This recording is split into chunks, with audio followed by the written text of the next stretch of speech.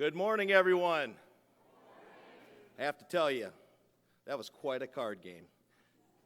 Just a little intense with those folks. With that said, I'd like to welcome you back to the start of a very special and important fall term. This will be our first full term as Eastern Florida State College with our expanded mission to continue our outstanding service to our students and our community. All of you have played a vital role in this historic transformation through your efforts and ideas, and for that, please accept my deepest thank you. It's a privilege to work with each and every one of you, and I look forward to more collaboration as we move forward. I also want you to know that the public strongly supports our new moves to offer more educational opportunities. I hear that support wherever I go, with many people expressing their respect and admiration for what you do. Our community is extremely proud of this institution and its emerging national reputation. I'd like to take a moment to update you on how far we have come in such a short period of time and to describe to you the exciting direction in which we are headed. In just 14 months, from March 2012 to May 2013, we announced 20 new programs in fast-growth employment fields. All are designed to provide students with in-demand jobs upon graduation and provide businesses with the workforce they need to grow in the global economy. Now, topping the list are our new bachelor degree programs, the first two of which will debut on Monday with a BAS in General Business Management or a BAS in Healthcare Management. Over 300 students have been accepted into those programs, which is almost triple the number we originally estimated. That speaks to the need we are meeting in our community and the difference the programs are already making in people's lives. But those two degrees are just the start. Starting 1 year from now, August 2014, we plan to launch another 7 bachelor degree tracks in business, healthcare, and information technologies, pending approval from the State Board of Education. Specifically, we hope to have bachelor degrees in public safety management and sales and marketing management. We also plan to launch bachelor degrees in advanced allied health and biomedical sciences. We're also planning bachelor degrees in software development, project management, and networking services. Additionally, we have started, or will start the next year, a total of 10 new associate degree and certificate programs in fields such as cybersecurity, respiratory therapy, aircraft and airframe power plant, advanced manufacturing, and others. While we continue to introduce new opportunities for our students, we also continue to place great emphasis on making sure our students are actually graduating. To date, we should be extremely proud of our efforts in this area since our students have been graduating in outstanding fashion.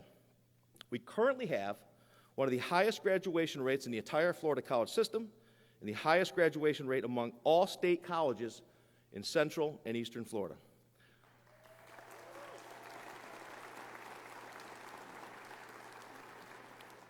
Furthermore, the Chronicle of Higher Education shows us as having one of the highest graduation rates nationally and one of the highest number of graduates per FTE when compared to similarly situated colleges. Other evidence of our success, we currently rank 23rd nationally in awarding AA degrees, 16th nationally in awarding associate degrees in science technologies, 78th nationally in awarding degrees to students in all minority groups, and 94th nationally in awarding one-year certificates.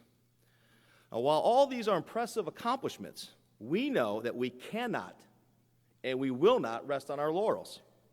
The next big step for all of us comes the week of October 21, when members of the Southern Association of Colleges and Schools, better known as SACS, will visit our campuses for 3 days as part of the re-accreditation process. Now, many of you have been involved in SACS preparation for more than a year, and I want to thank you for the countless hours of time you have devoted to this very important undertaking. There's one thing I know for sure. We are all in. In fact, we are all in together. By working together, we can assure that the SACS process is successfully completed. I look forward to joining with you as this 2013-2014 year begins at Eastern Florida State College as we continue to lead the way for our students and our community. Now, at this time, I'd like to introduce Dr. Linda Minema, our Vice President for Academic Affairs and Chief Learning Officer, and oh yeah, part-time card shark, who will provide more information on SACS along with members of our team Dr. Miedema.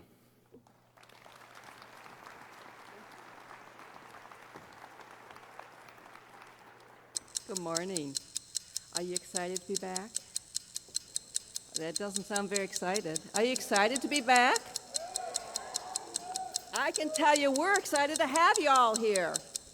Dr. Ritchie, I think by the end of the day, you will see that we indeed are all in. Behind me is the time clock. These are the activities that we have done. These are the people who have been involved. We are indeed all in. We have the opportunity right now to work together, and we've had a lot of people working together for the last year or so. We've been working in areas of strategic planning, institutional effectiveness, assessment, our reaffirmation process, and our quality enhancement plan. All of these things are critical for our success in growing. In addition to that, just a few programs that Dr. Ritchie has already mentioned. A lot. We have an opportunity to be involved.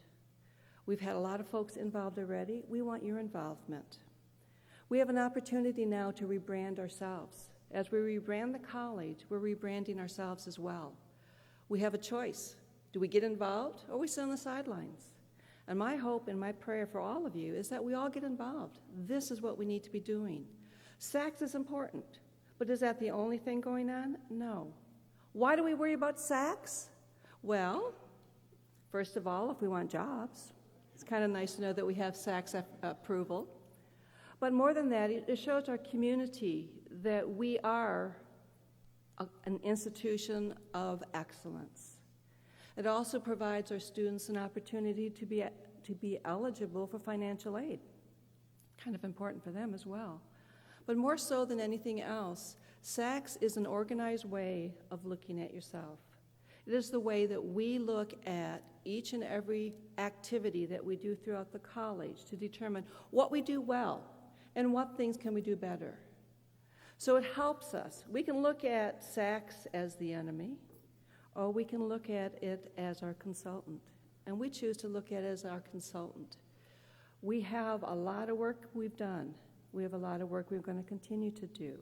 I've asked Jane to speak a little bit about the SACS reaffirmation process and the progress we've made so far. But I want you all to know, we are all in.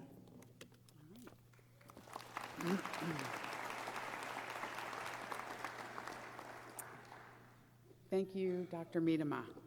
Good morning, everyone. I'm delighted to talk to you about our journey to reaffirmation. The process started a little over a year and a half ago when we established 8 writing teams led by the 3 vice presidents and 5 provosts, with the mission of writing our compliance certification report, which is made up of 92 requirements and standards. In late summer and fall of last year, the teams were busy writing and rewriting narratives and gathering and creating supporting documentation to make our case for compliance. Late last November, we sent out a call for volunteers to help us review and strengthen the first draft of the report. Approximately 30 folks from across the college stepped up to participate. During the winter break, we had 3 outside consultants who have been SACS reviewers review our draft as well. Then in January, armed with the feedback from those 2 review processes, the writing teams went back at it and revised their reports and gathered more supporting evidence. When February rolled around, it was time to do the final edit. Prepare the document for submittal to SACS. To do this, we established what we affectionately referred to as the War Room, where approximately 20 additional volunteers gathered in a computer lab every day for 3 weeks to standardize the language and formatting of the document. The narrative had to be put into one voice. Every internet link had to be tested and converted into a PDF file for offline viewing, and all acronyms and punctuation had to be standardized, just to name a few of the things we were doing. Having everyone in one space together allowed for constant communication about many, many on-the-fly decisions and the energy among that group was really amazing. All phases of this year-long process resulted in a high-quality SACS compliance report, which is 410 pages of scintillating narrative and documentation, and it's available for your viewing pleasure on the portal. You just log into my EFSC, and you'll see it there in the upper right. Then, at the end of May, I can read some of it to you if you'd like. Then, at the end of May, the first official SACS review was finally complete, and we received the initial findings. Out of the 94 sections, 84 were judged as compliant, and 8 were judged as non-compliant, which in reality is a very good off-site review. In fact, according to our SACS vice president, and I quote, "This was an excellent off-site review. I think the fewest non-compliance judgment for an institution I've seen is 6, and the most 47. So I think we did pretty well. I think everybody did pretty well. So over the summer, we're still busy we have more work to do. We've been writing what is referred to as a focused report and strengthening our case for compliance in those 8 areas. Just a few weeks ago, our SACS vice president visited the college, and her cursory review of our efforts to close the gaps was quite positive.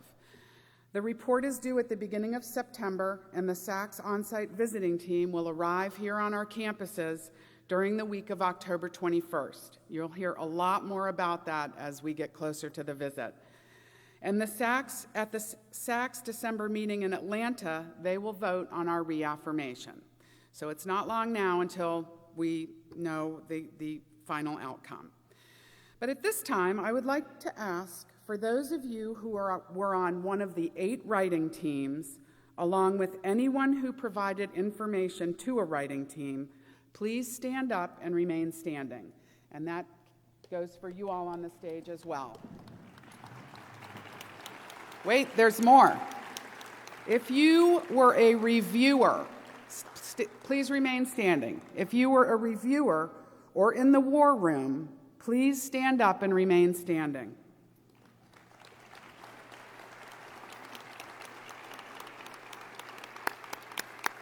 If you were in IT or printing and graphics or one of the many, many other areas helping to support our SACS processes, please stand up and remain standing. Everyone deserves a really big round of applause.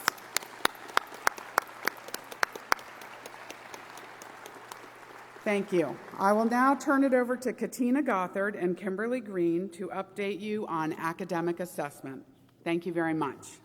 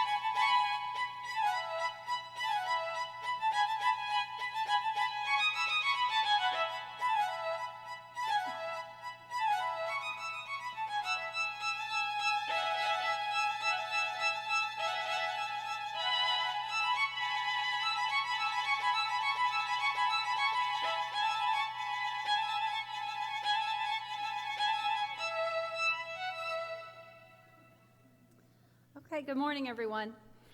My name is Katina Gothard. I'm a math faculty member down in Palm Bay, and I'm also the chair of our assessment committee. So some of you might be wondering who the assessment committee is. We are a subcommittee formed by the Academic Affairs Council back in the spring of 2011. Our membership currently consists of 10 faculty members and 3 administrators, and we were charged with the development and implementation of an evaluation framework to assess student learning outcomes and to enhance instruction across all programs of the college. So what have we accomplished thus far?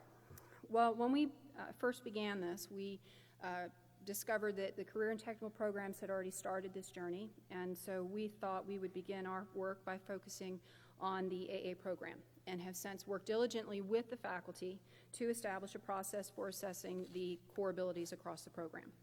During the first phase of the initiative, it was discovered that critical thinking was the most represented core ability across our highest enrolled courses.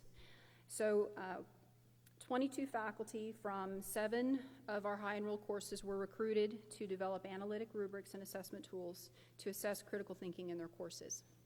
After that framework was tested by the faculty teams and vetted by the assessment committee, we expanded this initiative to include the remaining core abilities across 35 AA courses, and we had participation from all 175 of the AA faculty, and that was this past academic year. So first, I want to take this opportunity to say thank you to all of the AA faculty who have been involved in this, for trusting us and being patient with us as we've experimented, learned, and adjusted along the way. So you give yourselves a round. So what will we be doing this year? Well, this semester we're going to, God bless you, we're going to continue to work with the faculty in the AA program to finalize the rubrics and the assessment tools that were piloted during the spring 2013 semester. Next semester, using these, what will be discipline-approved rubrics and assessment tools, we will be collecting our first round of official student performance data across the entire AA program. All 175 full-time AA faculty members, as well as a random sampling of the part-time AA faculty, will be involved in this process. In addition to our work with the AA program, some of our plans this year are to develop standards for the selection and validation of our performance measures, benchmarks, and assessment tools that are to be used by all of the programs across the college. We're going to create a college-wide assessment handbook, and we're also going to create a 3 to 5 year assessment plan for the AA program. So now it is time for my shameless plug, because we are looking to expand our membership. So please contact us if you're interested in joining our committee. The work is challenging, but our group dynamic is fantastic. You'll find everybody on the committee is brilliant, amazingly talented, and dedicated to improving student performance in order to prepare our students for their futures. I hope you'll consider joining us. Thank you.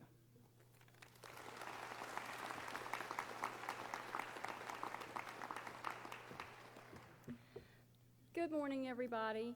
For those of you that don't know me, not only am I your friendly neighborhood poker dealer, but I'm also the face of all of those past emails that you've been receiving.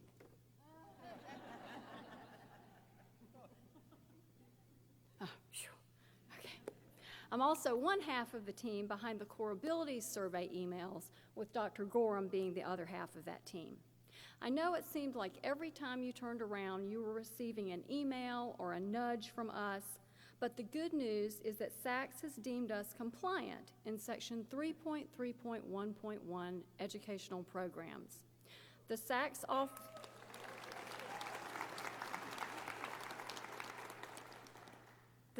off-site report stated, the institution has developed a comprehensive program for the assessment of student learning outcomes and uses the results to improve student learning and the quality of educational programs for all levels and delivery modalities. So yay for us.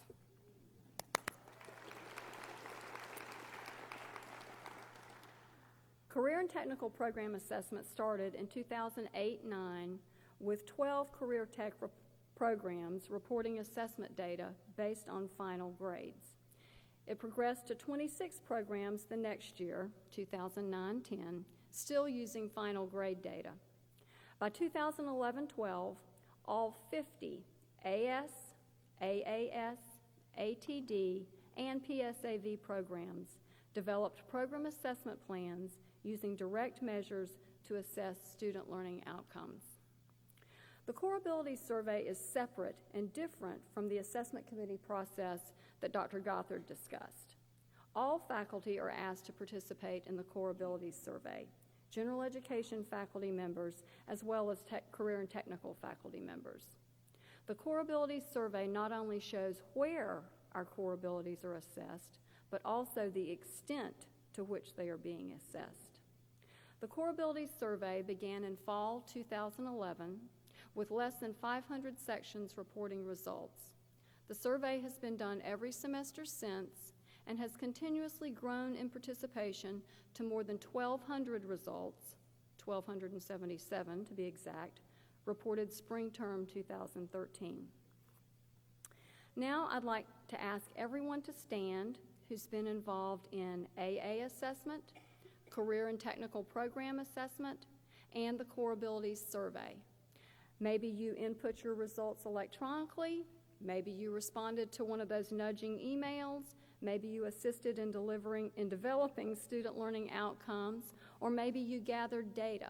Whatever it was, please stand. Now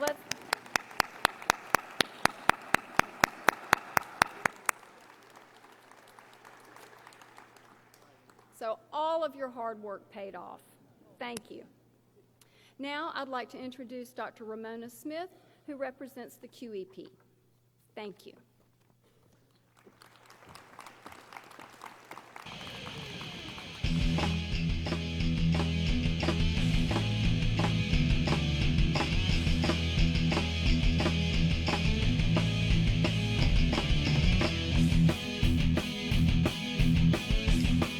Strong essential skills create successful students. Strong essential skills create successful students.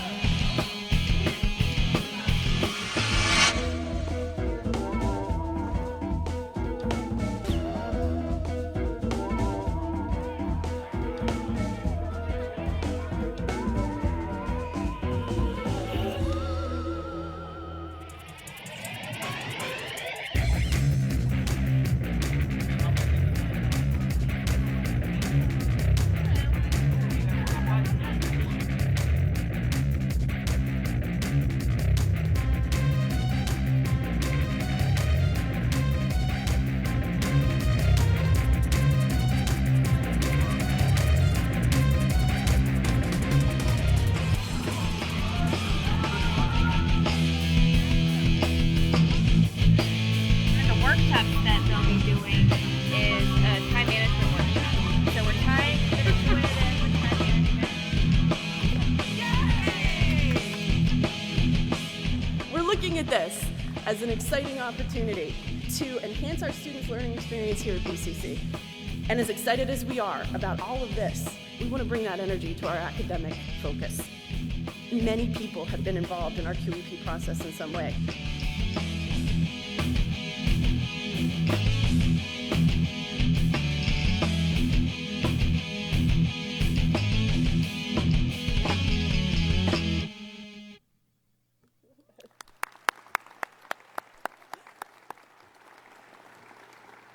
How about that video? We have had so much fun. Thank you to John Bober, Darren, and the entire TV station and video crew for their help throughout this process. Don't worry, you don't have to stand yet. By now, you hopefully know that a Quality Enhancement Plan, or QEP, is a requirement of our SACS reaffirmation, defined by SACS as a course of actions for institutional improvement that addresses one or more issues contributing to student learning and student success. The focus of the QEP should be to enhance student learning. It is the only part of the reaffirmation process that looks towards the future. We needed to consider input from faculty, staff, students, and the community, along with college data to support our choices and form our goals. Then we had to develop a detailed plan to accomplish those goals based on the literature and best practices. We have to show it can be sustainable at EFSC and that we have institutional dedication and capability to complete the 5-year plan.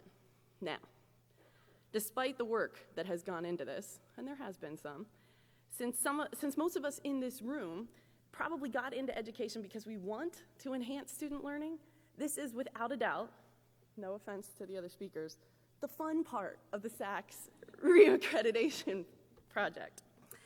At the time of our reaffirmation, our QEP will be evaluated based on its scope and focus, our institutional capability and commitment to implementation, our assessment plan, and the level of campus involvement in developing the plan. The major focus of the on-site visit in October will surround the Quality Enhancement Plan. All employees and the students need to be familiar with the QEP plan as a result. And that's why, over the next couple of months, you will start to see more and more signs and reminders of the QEP. Our QEP, which hopefully you know already, is called the Core Scholar Program. The purpose of this QEP is to equip our students with the basic skills, a combination of soft skills and academic ones, necessary for success in college and eventually the workplace.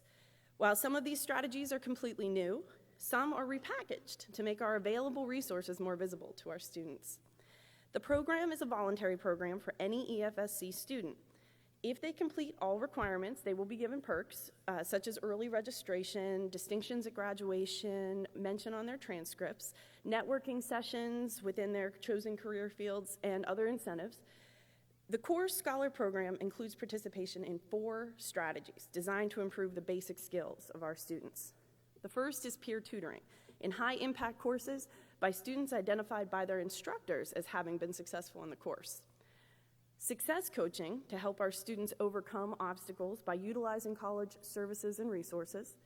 Soft skills workshops covering topics our students have requested, such as time management, organization, and study skills. Online learning communities designed to help our students examine their career options and identify a major area of interest. Now, all of these initiatives will be available to any of our students, but only core scholars will be required to participate in all of them. Designing this program has been an incredibly broad-based process. As a team, we should be impressed by the number of people who joined together to work on these initiatives. Just to give you an idea of how far-reaching these efforts have been, we have faculty, adjunct and full-time, from most disciplines. Staff, including advisors, campus coordinators, student activity directors, the Learning Lab staff, Career Center staff, library faculty and staff, data analysts, and the list goes on and on. If you name a group on campus, chances are they had a say in the direction of this QEP. We have also enjoyed great support and cooperation by our Executive Council, which has certainly made the process easier. We've used that momentum to produce some great activities and events on our campuses. You might remember the Get in the Game Welcome Back last fall, and the similarly themed events at the Student Welcome Backs as well. You probably saw or participated in the zombie chases. We know Phil did. Or the Food for Feedback project. In addition, we've run yoga sessions and Minute to Win It games college-wide to promote our soft skills sessions. We've held contests to help design our QEP logo and a video contest to advertise the Core Scholar Program. We've asked for your participation and input, and you delivered. Developing our QEP was a huge responsibility, fun as it has been. There is a steering committee that began the work over 2 years ago. Since then, subcommittees have been formed to further that work, and I'm going to ask these subcommittee chairs to stand now to represent their groups, and remain standing, please. Barbara Kennedy and Mark Quathamer chair the Learning Community Group, which those involved have been calling the MAI Group, Major Area of Interest Group. Melissa Alvarez-Mangal chairs the Success Coaching Group. Dale McGinnis chairs the Peer Tutoring Group. Sandy Melkonian chairs the Soft Skills Workshop Group. And Dale Anolis heads up our college-wide marketing efforts for the QEP. Thank you for your hard work, energy, and time. Will the rest of the steering committee now please stand? Get up, get up. Come on now. I love working with these people. Now, if you have worked on a QEP initiative with me or any of the people standing up here, you are officially a member of the QEP team. Well, everyone who has been involved in our QEP steering committee or subcommittees, or if you have been involved with any of our QEP student activities, or if you've taken one of our QEP surveys, please stand. Come on, come on. Be proud. I know there were more of you. Now, there will be additional information in the gym about our QEP efforts and all of the SACS efforts that were discussed here today. Please stop by and see us. When you go to the gym today, you'll notice 4 information booths set up. When you visit one, you'll be given a poker chip. And once you have collected a poker chip, from each table. You'll turn them in for a brand new Eastern Florida State College t-shirt. So come and talk to us. Thank you for the support that our committee has enjoyed. Thank you for sharing your ideas and your time. This is an amazing project, and I really think the Core Scholar program is going to be a great benefit to our students. So please direct your attention to the closing remarks by Dr. Ritchie. Thank you.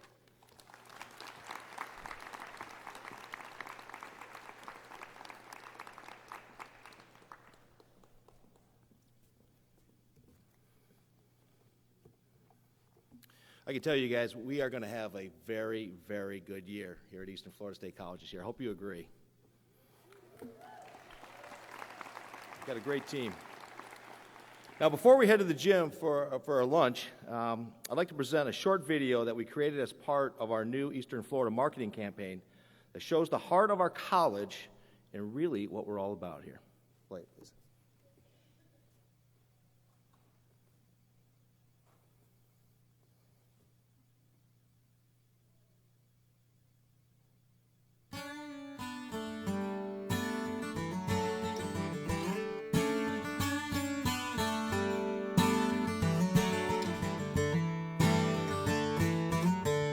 Oh, you got a long, long way to go. Come on, my boy, pack up your bags, you got a long way home. Oh, you got a long, long way to go now. Come on, my girl, you seen a lot of babies to come to hold. 'Cause you feel it like a fire. It burns deep inside your heart, it's blazing, and you know you want more, more, more. 'Cause you feel it like a fire, it burns deep inside your heart. You want more, more, more, yeah. Na, na, na, na, na. Oh, given up. Come on, my boy, take a little risk, maybe you could win this fight. Oh, and all the world is growing colder. Come on, my girl, don't you dare hold back that smile so warm, so warm. When you feel it like a fire that burns deep inside your heart, it's blazing, and you know you want more, more, more. When you feel it like a fire that burns deep inside your heart, you want more, more, more. Yeah, na, na, na, yeah.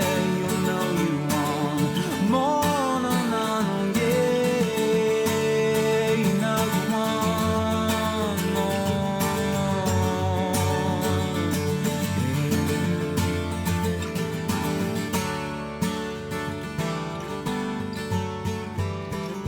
When you feel it like a fire that burns deep inside your heart, you want more.